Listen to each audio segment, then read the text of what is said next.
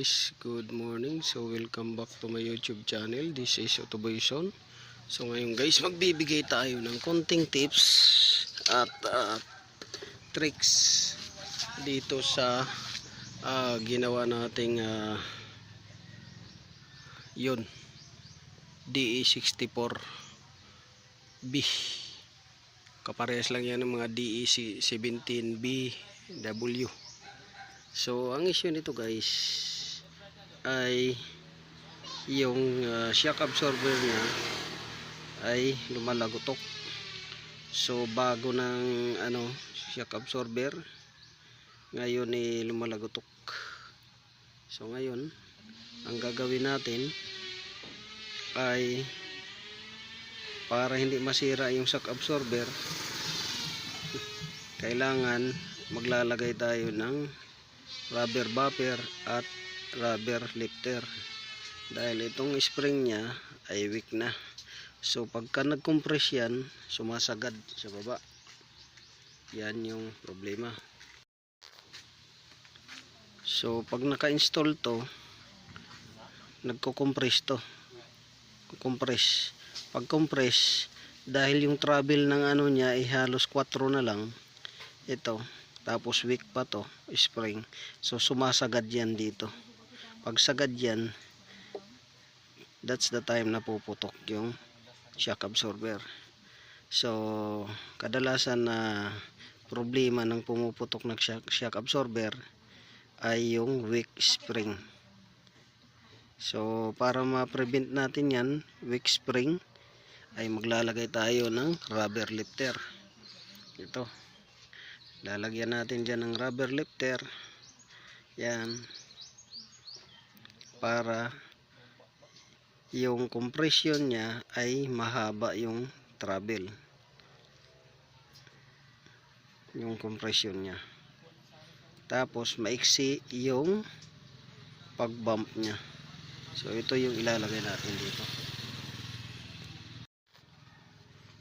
So rubber lifter yung remedyo natin dyan, ilalagay natin dito pati dito para ma-prevent yung pagsagad ng shock absorber cylinder, para hindi siya puputok. So dalawa yan ito. Ngayon ito ang tinatawag na rubber bumper. So ang trabaho naman nito ay i-prevent niya yung bumping or pagsagad, bumps sa humps. So lalugotok kasi yan. Ngayon lalagyan natin dyan ng rubber bumper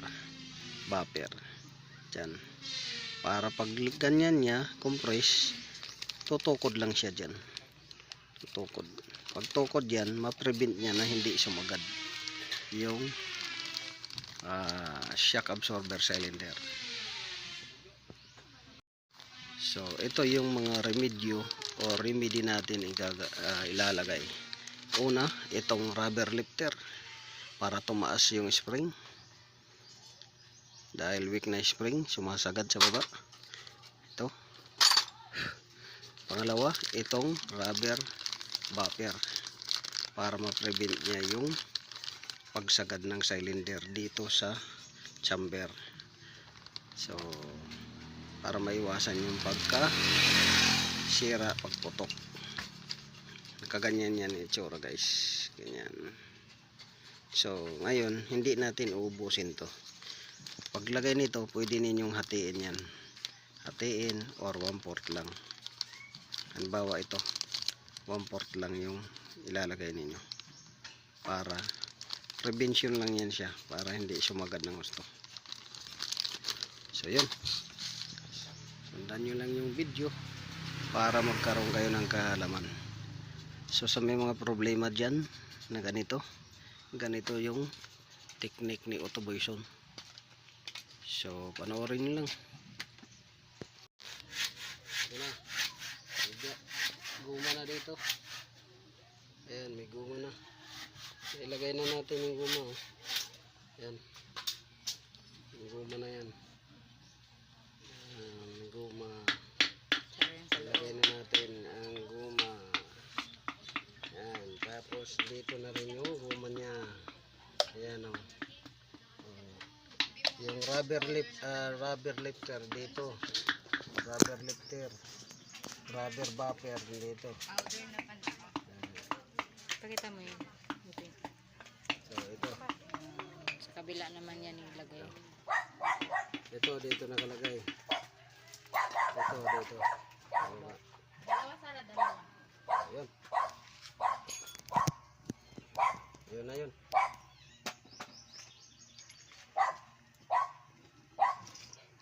Pareho lang ba sila tayo kuman? Tapos na? Dili, mas unat pa. Hala, itayo mo yun. Compare mo. Unat naman. Sinahangmidang.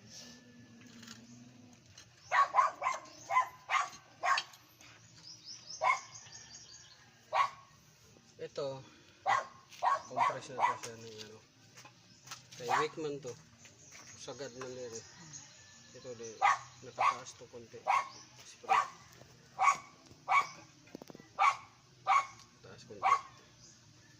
So, yun. Yun na yun. Another one. Ano naman. Liwa pa ko.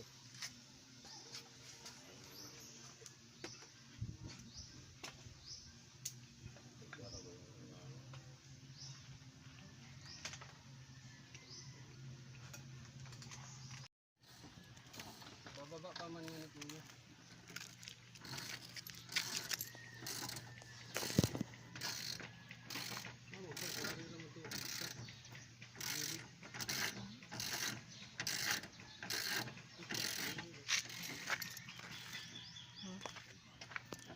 Okay. Ano ini siya guys.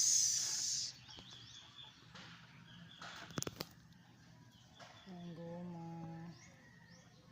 Ang doon. Dito sa suyo.